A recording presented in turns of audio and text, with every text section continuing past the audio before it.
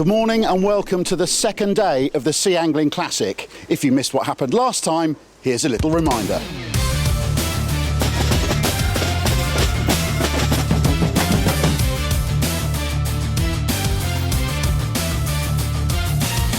I think the fish is going to be fantastic. The big question is, how good is the catching going to be? There are fish feeding quite heavily, quite fast out here in the Solent at the moment. An amazing amount of fish already caught, which is mind-blowing actually. I was, with these competitions, there's always that sort of fear, oh, how's it going to start? But I'll tell you what's been interesting, a lot of bream have been caught.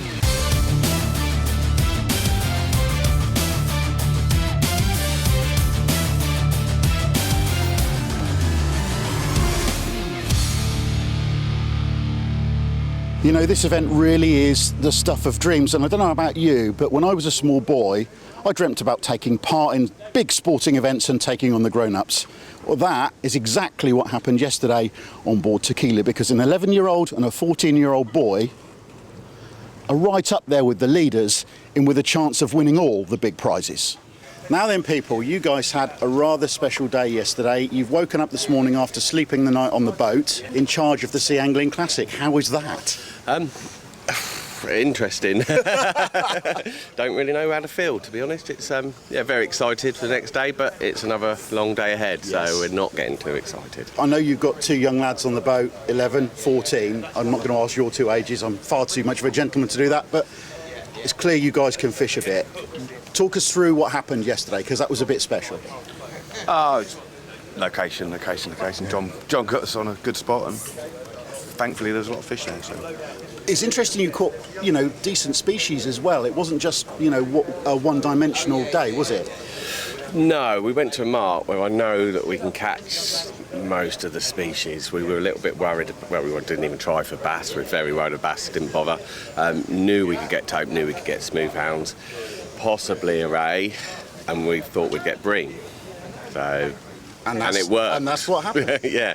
We saw you, young man, with a very nice tope yesterday, right at I think it was almost 3:30, wasn't it? 3:30. No, that was a hound. Was it a hound? Yeah, a hound. A hound. So, how did you enjoy yesterday?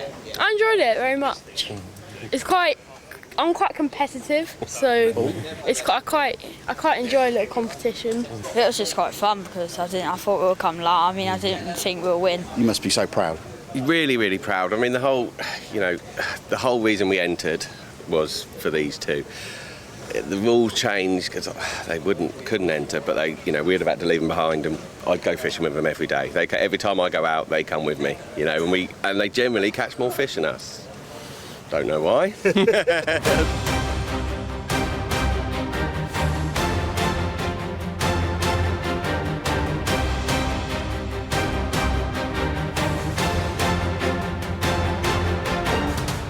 Well, all the preparations are underway now for the boats to go out onto the start line for the second day of this fantastic event. Isn't that just so special to hear those guys talking about the experience they had yesterday and the dreams that those lads must have had sleeping on that boat last night? Just, you can't begin to imagine, can you?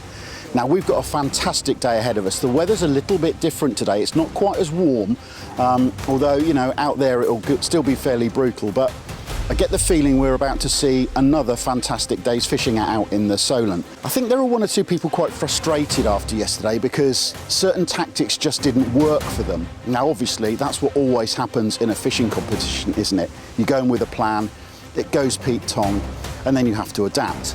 But there are still one or two of the big boys, in fact, some of the bad boys, who are contenders for this match. So let's get out there, see what's going on, and get this second day underway.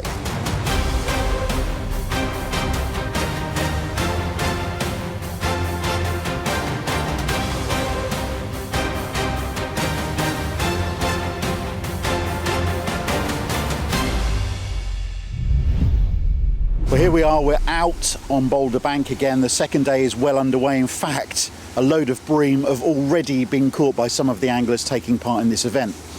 But we're starting off with boat 14 just behind us, the Challengers and Kelvin Hindmarch, who are leading the whole thing. Now, we've got an intense day's fishing ahead of us, and of course, the pack are going to be chasing them very, very hard indeed. It's going to be fascinating to see what happens, let's be honest. You know, you've got an 11 and a 14-year-old boy on that boat who are living the absolute dream. And if they do well today, I can imagine the levels of excitement will be through the roof. But lots of things can happen. It's going to be a slightly different day today because I sense the wind has switched a little bit. It's a northeasterly today. There's not very much breeze at all. Don't think it's going to be as hot as it was yesterday, thankfully. But let's see what happens. We'll keep an eye on these guys for a little bit and then start to follow one or two of the other boats.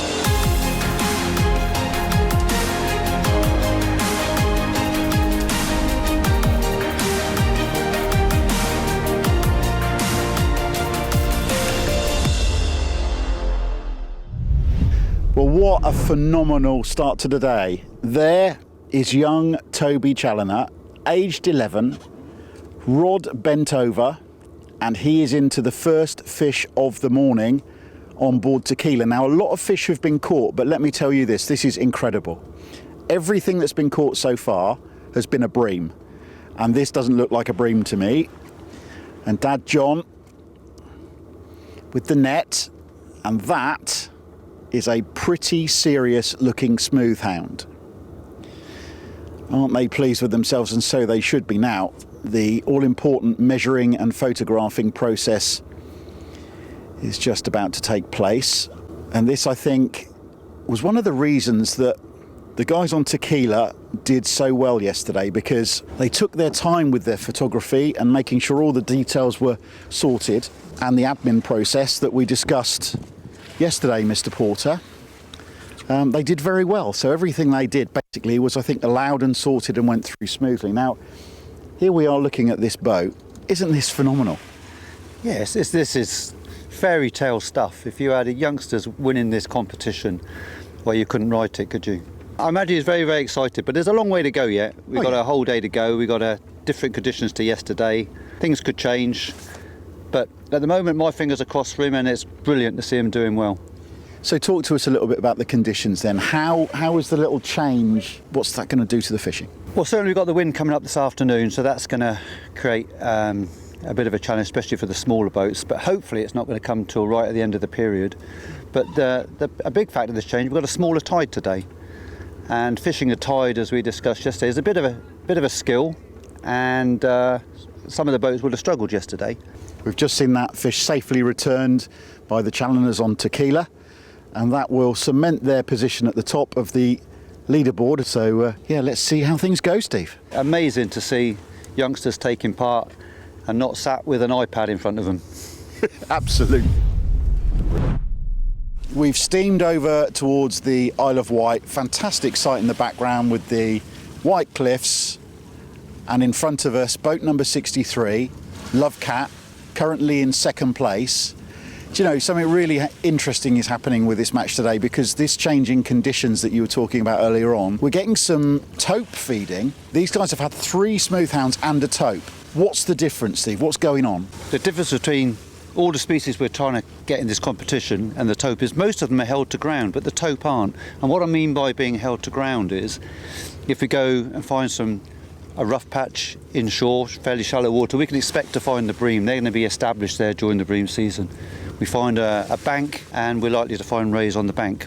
Well, taupe aren't held to ground. They could be anywhere. They just cruise around in packs, homing in on bait fish, and so we never really know where they're going to be. So for a boat to come out in the middle of nowhere and the chance of finding a taupe takes a bit of balls, really, because they may not be here. We know where they're likely to be, but of course the taupe's the biggest fish of the qualifying species, and since the results are going to be on the overall length of the qualifying fish caught, anyone who gets taupe within their catch are going to be front runners. Well, you're talking about that because obviously boat 14 with the Challoners on board are still leading at the moment. The 2 boys doing brilliantly. Young Toby, who we saw landing a smooth hound earlier on, has actually also had a ray. I mean, that's just great, isn't it? But these guys are 20 centimetres behind them. I mean, that's one bream, isn't it? Yeah, it is one bream, and it makes me hope that the young lads can get a few taupe on board. Interesting stuff's happening elsewhere too. Obviously we've got 2 categories, so recreational boats but also the charters. On Harvest Moon, which has got some of the best anglers in the country on it, people like Steve Batchelor, Colin Searles, the skipper Stuart Newell, they are catching taupe too.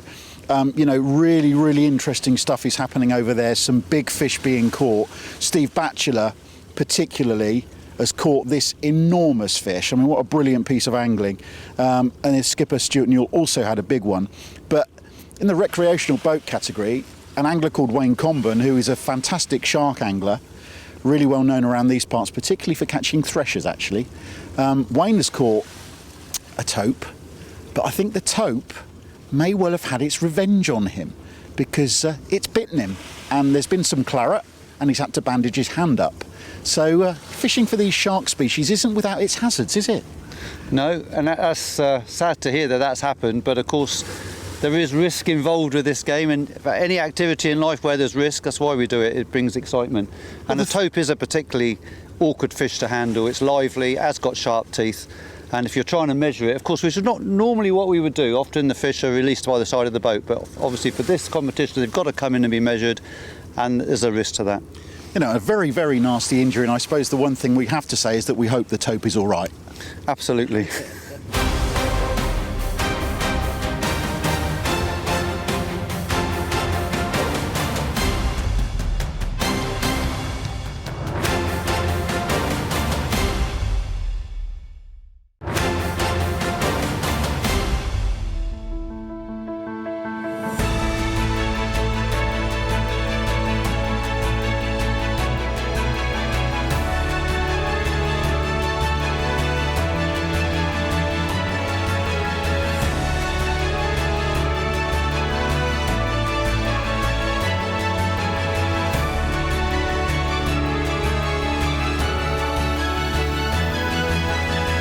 The anglers out here on the Solent are sharing this water with some extraordinary craft, like this thing behind me here.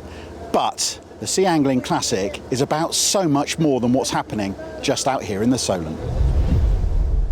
3, 2, 1, let's go crabbing! One of the first events to kick off the Sea Angling Classic celebrations this year was a crabbing competition for children in Portsmouth. For many of us, it could be the first introduction we get into the fascinating underwater world. More than 200 families gathered at Porchester Castle to take part in the simple but glorious activity of seeing who could catch the most crabs in 2 hours. And while it was a lot of fun for all the children involved, the day had a greater meaning behind it. This event is particularly directed towards the local families and local communities in and around Portsmouth, and really to get the children and the families engaged with best practice angling, catch and release, and to get them involved in respect for the environment, of course, and all those things are encompassed within crabbing. I'm really enjoying it. I'm off for the school holidays for a week, so I really like crabbing. It's really fun. It's delightful, and for Chelsea, he did a bit cheeky too much. Nice day for it, so it's not a bad day to work, is it? I like it. It's really nice seeing how enthusiastic the kids were and stuff, and even if it's just crabbing and that's interesting, it really inspires them to be, interested in the sea itself and then understand the importance of protecting it and stuff like that. Love to see the kids out enjoying this area and doing a bit of crabbing, and I get a great kick out of that, seeing the smile on their face when they catch their first fish or they've got their first large crab. We all love to see our gorgeous clear water filled with fish, but if we don't protect our shorelines, they won't stay clean for long. One of the most important things for the SAC this year was emphasising the need to look after our environment. How did they encourage that? With beach cleanups. All of the competitors had to sign a pledge to take a stroll down to the beach with a litter picker and a bin bag, scouring the ground for rubbish, picking it up and then disposing of it responsibly. The event has also been a chance for charities like Enable Ability to help the people in their care build some confidence. Everybody, in fact, in the Sea Angling event, Sea Angling Classic, has to do a shoreline or waterside clean-up. So I work at Gunmorth Marina, literally just under the Spinnaker Tower just there. So we're the hosts for the Sea Angling Classic project, but as well as doing that, we're pretty passionate about doing the environmental side of things. You've got to inspire other people to be careful in the future. So the younger generation is the key one, isn't it? So get them as kids and stuff and show them interest through crabbing, but that's what inspires them to then become marine biologists and help save the planet and not do things that mess it up. I've always been sort of out of doors, and I've got 5 grandsons, and they're all like to get out and about. And I lived in Porchester a great part of my life. I love to see the shore shoreline clean and tidy. Love to see the kids out enjoying this area. They do it in a put picking. A lot of them have high anxiety with being out in the, in the open with lots of people, but this really helps socialising, being with their friends as well. That is so lush, it's really good for me. Now, think back to that moment when you caught your first ever fish. That's what the children here are experiencing. While the sea anglers were out on the water competing, these youngsters were taking their first casts under the watchful eye of some experts. South Parade Pier in Southsea is famous for its fairground rides and amusement arcades. But today the Angling Trust was giving children their first chance to use a fishing rod, and for some, to see real live fish. During the event, children were taught all about safe practice, catch and release, and of course, there were a few impressive results. Fishing's not one of those activities that you can just watch someone fishing and then go and do it straight away. You need some advice and guidance on how to use the equipment. We're obviously dealing with live creatures, so we've got to learn how to care for them, how to unhook them, how to return them safely. And what you tend to find is that it doesn't take much to get people to become anglers and to get hooked, excuse the pun. Absolutely fantastic, just to see the faces on the youngsters when they're catching their first ever fish. Takes me back a lot of years, to be fair. And yeah, the thought that there's a chance that some of them will carry on fishing through their lives is great. That's what we're here to do. I started fishing when I was 5. Most of the people here that are anglers started fishing when they were the same age. Just to see youngsters and their parents and family members come through and get those same sort of smiles and wow moments that we got, that's why we do it, And it also makes sure there's a sport for the future. That's it. Calm the eel down. That's my magic trick. 68, 69 centimetres? 68 centimetres. That's a huge fish. He's brilliant. Slimy. Just hold us up here for the moment. I really like the fishing. It's really nice. Living in Portsmouth is part of rite of passage. So yeah, it's just nice to be able to do something a little bit different.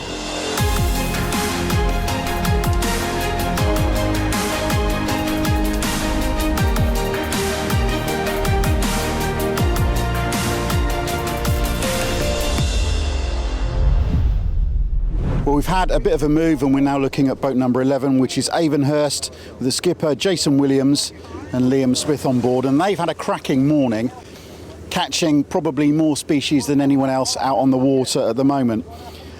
They've had bream to 91 centimetres, surprisingly a 54 centimetre bass, a cracking fish that is. Not many bass have been caught this weekend, so that's a great achievement. Smooth hound to 259 centimetres, and also a smallish tope to 83 centimetres. But I can also report at 11:30 on day 2 of the Sea Angling Classic, the lead has changed hands. Up until now, the Challengers and Kelvin Hindmarch on Tequila have been holding off all comers, but a slight change caused by the capture of 2 very big tope on boat number 49, Smartfish, captained by Will Parkinson. Those 2 tope taking them almost a metre into the lead. And this is really starting to get to the point now where this match is approaching the crucial period. So, fascinating stuff. There is still plenty of time for both the guys on 11 that we're looking at now and the Challengers to catch up. Elsewhere, in 3rd place at the moment, boat number 33, Paintball, with Stefan Eppeline and Kevin Hare. They've got 402 centimetres. Do you know one really interesting thing that is happening today is that the smooth hounds, yesterday they were prolific, loads and loads of fish caught. Today, not so much, they've just switched off. Now there are 1 or 2 fish still being caught, but to try and catch up with the boat leading, people need to be catching those smoothies about 95 centimetres, which is where people scored yesterday. This is going to go right down to the wire, So there we see the measuring process of bream on Valkyrie, one of the charter boats taking part in the event. Of course, 2 different categories, the recreational boats, which is where Tequila and the lads, the Challengers, are taking part with all the others, but also the charter boat skippers. There's Zach Cairns taking a big mouthful of coffee. Good morning, Zach. We were with them last year and they won the event overall, but slightly different this year. Different setup in the Classic. Looks like we've got a fish on the end as well. Now then, what's this? Very light rod. Couple of fish here. That's a light rod. He's put it down for bream. Something else has grabbed it, Steve, you reckon? What's going on here? Well, I'm keen to see. It's a solid bend in that rod. I mean, you might have a ray or something. Typical, isn't it? Little white rod bending from the tip ring to the butt. Fantastic stuff. Yeah, it's only got a bit of action going on there. We've got, looks like a fish coming in on the other side of the boat as well. Do you know these charter boat skippers are good, aren't they? I've heard tell that there are some good charter boat skippers. I don't know if you know any. Well, Zach's got a good reputation for sure, and he's on a great boat. South Cat, I think, is one of the best charter boats you can get. His father, of course, Glenn, he's on another South Cat, and Glenn, in my opinion, is probably the most successful charter skipper in the land. Not only is he a great skipper and attracted lots of anglers, he also builds a very nice boat, fits out a nice boat. So yeah, so we've got a ray there. I mean, the bream rig's got a ray. Bits with that, because that's got to be a bycatch on the bream gear, I would have thought. That's fantastic stuff. What a brilliant achievement. It could be another ray on the other side, because that's certainly not a bream. Well, a good fish to catch in this competition, a ray, because there hasn't been too many of them. No, is that one of the things today that we're going to experience with that sort of slight change, smaller tide, easier to present your baits maybe? I would have thought so, yeah. I'm not familiar with this area and how, what state of tides the rays feed on best, but certainly up our end, where you've got a lighter flow of water, anglers seem to get their baits on the bottom better. And as like I was saying earlier, the fast tide of yesterday would have been difficult for some anglers, but today it's going to be easier, and we will see a lot of people up on the scoreboard today, a lot more than yesterday, I think. More of a level playing field. Well, that was a smoothie, so a ray and a smoothie to Valkyrie. Great stuff for them early on, so let's get off and see if we can see some other fish being caught elsewhere.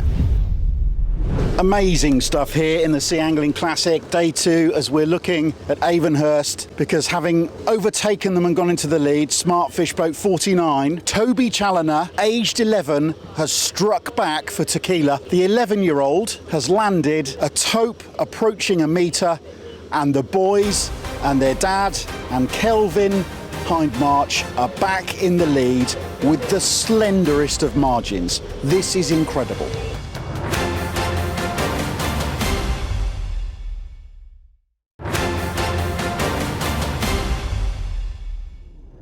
Well, we're looking at Avonhurst, and after patiently waiting, boat number 11 at last has another fish on. They've had a really quiet spell, having had a fantastic morning, and at last the tip on one of those rods has hooped over and they are in. This match is going to be amazing. Now, I can bring you one other piece of incredible news, because as we're watching boat 11 playing this fish, just a few moments ago, Smartfish took the lead, overtaking the guys on tequila.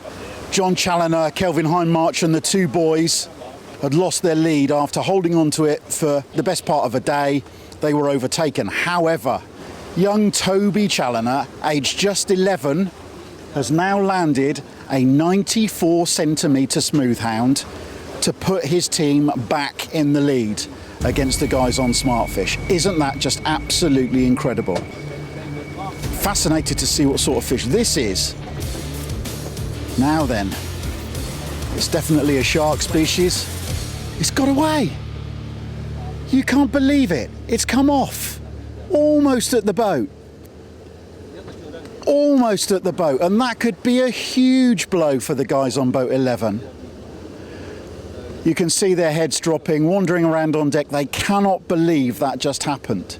It was within seconds of being landed. That's a terrible blow for Avonhurst. Well, we've left the guys on Avonhurst behind to recover from their calamity a few minutes ago.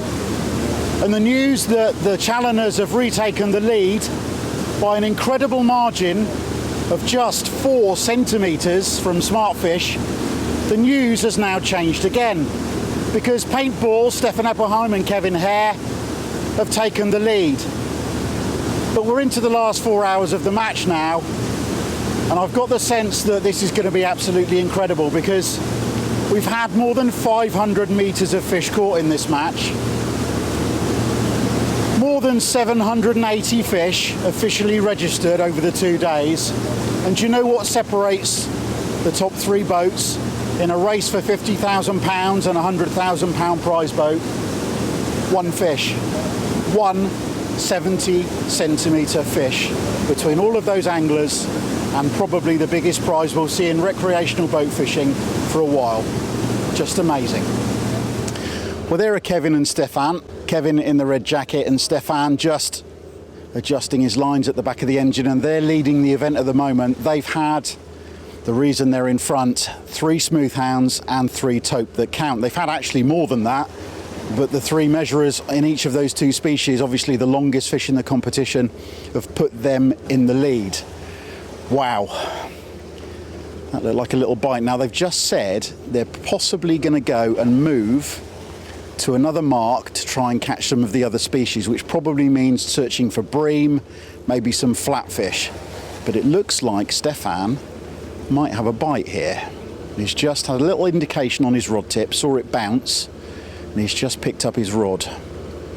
Little tiny boat, number 33. Flags flying in the wind. Is that a take? Is that a take? Yes! Strike.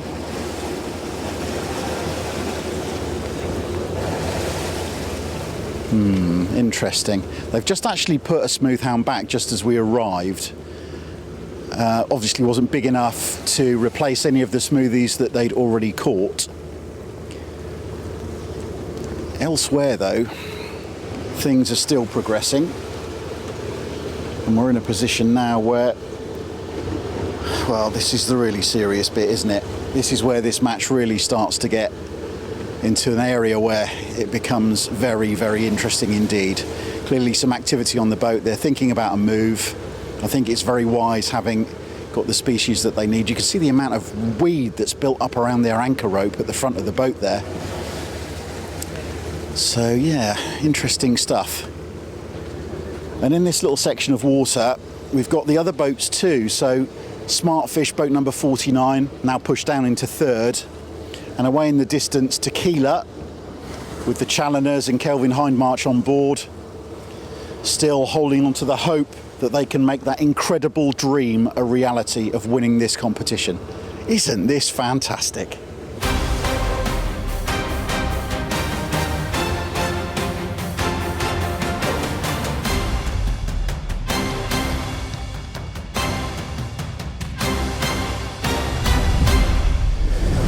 So here's boat number 14, and the young superstar that is Toby Challoner, aged 11, into a fish. What have we got here then? Is it going to count? I've got a feeling it's the dreaded Solent dogfish. Not what we need to see. Unfortunately, it's the wrong species. Sometimes, you know, it's just pot luck in these waters. Your bait goes down, and if the fish you want picks it up, fantastic, but that's not the species that we want. Things are happening though here, you know, it's incredible, because over on boat number 49, fishing just by the boulder bank, they've managed to take the lead again with a fantastic smooth hound, which has changed the game once more, and we are still in a position where 70 odd centimetres separates the boats in 1st, 2nd and 3rd. At the moment, the scores on the doors are Smartfish ahead in 1st place, Paintball in 2nd, and boat number 14, Tequila, in 3rd. And we've got about 2.5 hours to go.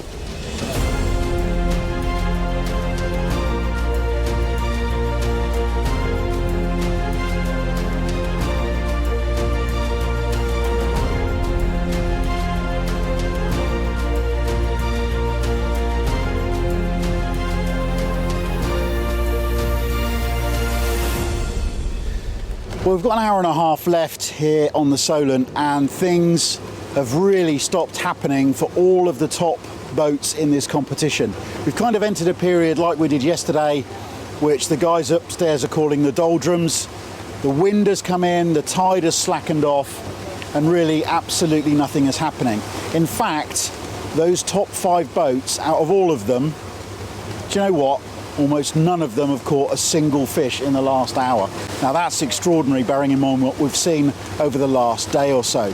So I'm just going to run through the top 5 for you. In first place at the moment, it's Smartfish, and they've got a total of 1,270 centimetres. In second, not very far back at all, in fact 16 centimetres back, that is boat number 33, Paintball, Stefan Eppeline and Kevin Hare. Back in third, Tequila, the Challengers, the 2 boys, their dad John and Kelvin Hindmarch. They're on 1,196 centimetres. Back in fourth position on 1,121 centimetres on Lovecat, Philip Lovegrove and Ricky Collier. In fifth, the Bad Boys, boat number 2, Luke Fitzgerald, Martin Fitzgerald, Nick Wallace and Martin Fisher. And even back in 6th place, on Extreme, Dave Wilson, Mark Quilliam, Sam Quilliam and Stuart Jones. They're on 1,016 centimetres. You know what this means? Out of those top 5 boats, 1 fish, 1 big one, 1 tope, 1.5 meters long, could change the whole game.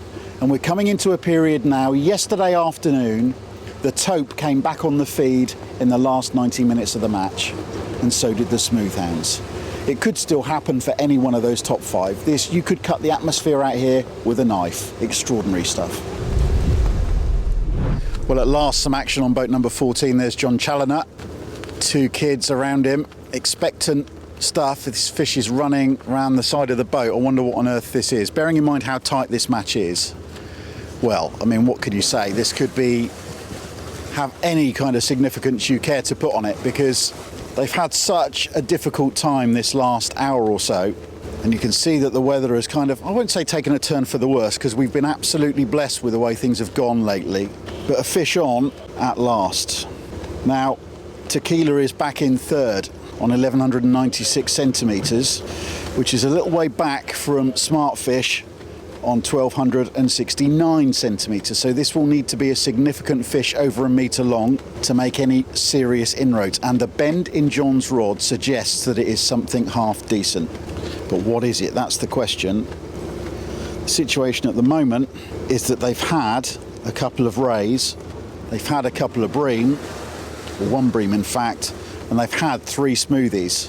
What they need is for this to be a tope or a really big smoothhound. What is this fish?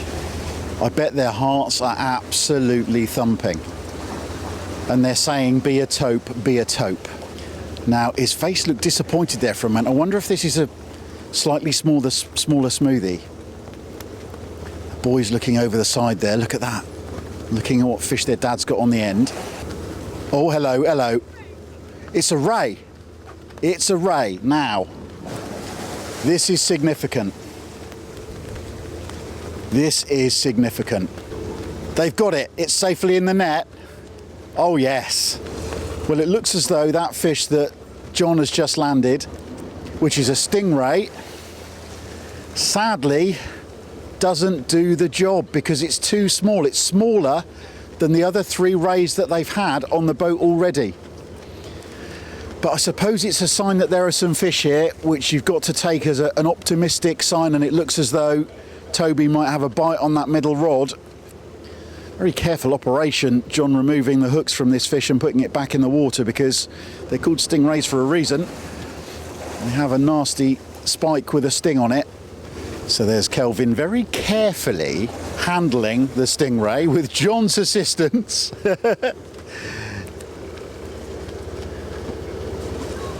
Safely released. Well, as Toby Challoner escapes from the clutches of a conger eel, a little baby bootstrap one, you'll see his dad John photographing a bream, which adds a couple of centimetres to their total. Now, I don't know the significance of that yet. It won't take them back to the top of the pile, but where there's 1 bream, there are sometimes others, and it could be that they found a little shoal. Have they found it soon enough to make up the ground and regain first place?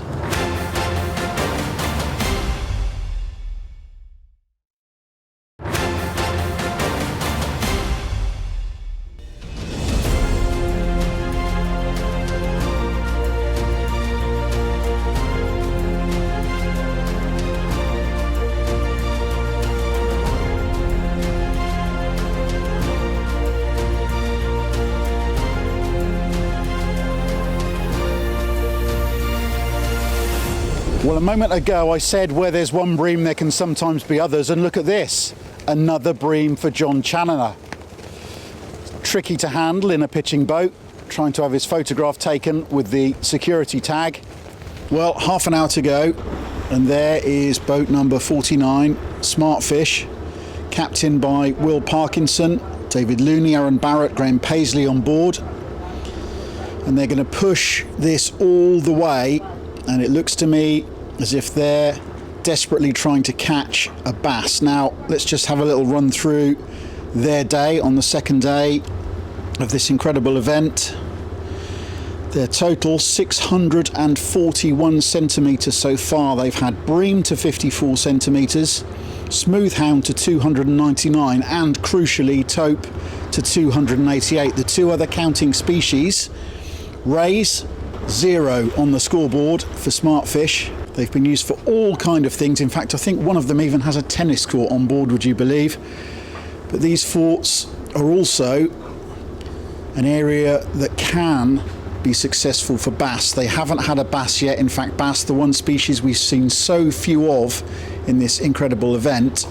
But if they do manage to hook a fish here and they catch a bass, it could be hugely significant in this competition. Well, we've talked about boat number 49, Smart Fish. We've talked about boat number 14, Tequila, but the one boat we need to also consider in the mix is this little fella here, boat number 33, Paintball, the smallest boat in the whole competition.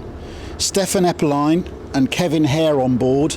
Do you know, they brought this little boat all the way up from the West Country to take part in the competition, and they are doing really, really well too. 606 centimetres of fish caught so far today as the clock starts to tick down.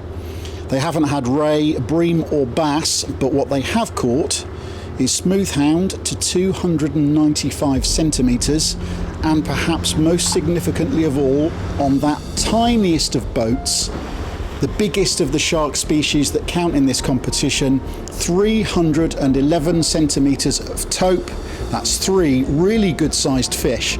Now, if they can hold on and maybe pinch just 1 or 2 bream right at the death, or maybe a ray, they're right back in the mix. They could be pushing the other 2 boats, who are in the top 2 places, all the way to the end. Well, that's it. It's all over. The boats are turning and heading for home. So let's have a little chat with Steve Porter to see what he's made of what he's seen out here on the water over the last couple of days. Now then, Skipper, it's all over. A little summary of what you've seen out here for these last couple of days. What's your view on what you've seen from this competition?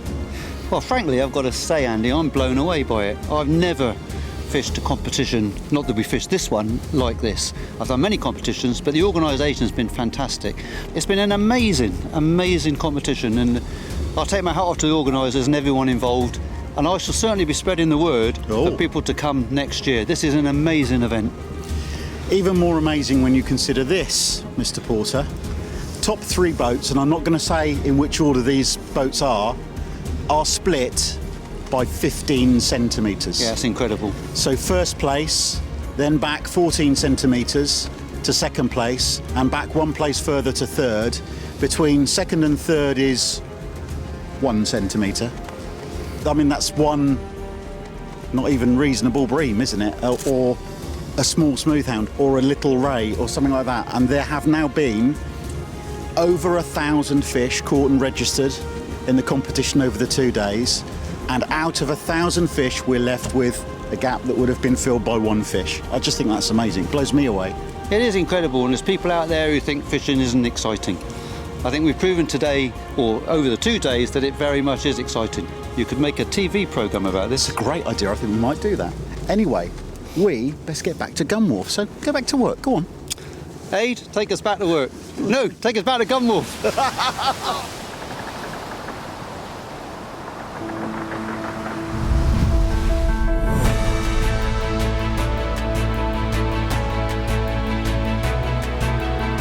Well, it's day 5 of this incredible event, and this is the final conclusion. After yesterday's fishing, incredible action out on the water on the Solent, we're next to HMS Victory. The question is, who's won it?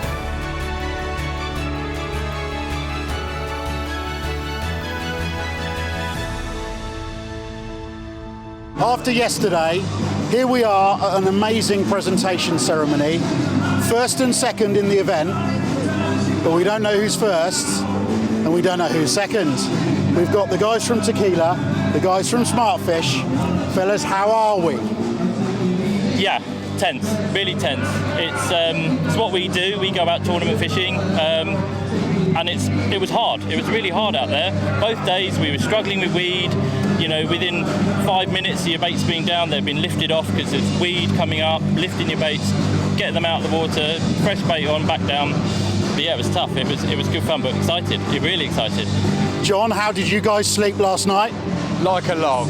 Like a log. I bet the boys did. The boys went out for dinner, actually with Will. Yeah, we went together. We got back and they were actually saying, can I just go to bed, Dad? And the minute their heads hit the pillow, bang, they were gone. So it was great. But yeah, a bit nervous, but very excited. Did you have a kind of an idea of how close everything was as the day progressed? At lunchtime, I knew it was really, really close.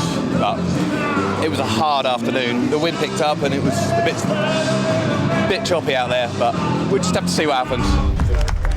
Now then, there are two categories in this incredible competition. We'll find out who's won the recreational boat competition, but in the charter boat category, in third place, David Midwin, absolutely superb. Wet Wheel Solent takes third place. That's a boat that's specifically designed to help disabled anglers get out on the water, and they've taken third. An amazing performance from the anglers on board Harvest Moon, who take both second and first place in the charter boat category. So the anglers who've won the charter boat category this year, they were second place last year. England Internationals World Championship anglers Steve Batchelor and Colin Searles. Winners of the charter category, come on, make some noise for them today. Fantastic. Steve first on the stage, punching the air with delight. A handshake with Colin. These two are an absolutely lethal combination. You've represented your country, you've been everywhere, you've won pretty much everything. Here you are with the first proper Sea Angling Classic in your hands. What does that mean to you as a pairing? Special, isn't it? I mean, straight away, we've done our homework from last year. We stuck with the same skipper from last year. He's done his homework. I feel reward's been made. Yeah. No, we worked hard for this, put a lot of effort in. As you know, we fish all the time, but we put a lot of time and effort in using the right gear, the right time, and it's paid off, and we're absolutely thrilled.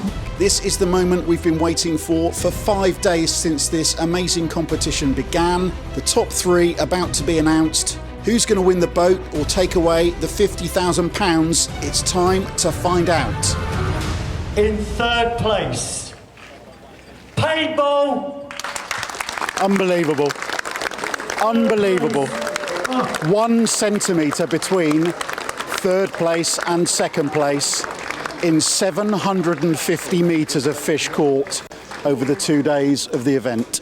In second place for the 2022 Sea Angling Classic are Tequila! Amazing stuff. John Challoner, his two young sons, 11 and 14, and look at that, look at that. So the guys from Smartfish, who've obviously won this by the smallest of margins. For the winner of the first Sea Angling Classic here in the great waterfront city of Portsmouth, they are Smartfish, David Parkinson, David Looney, Alan Barnett and Graham Paisley. Come forward, guys.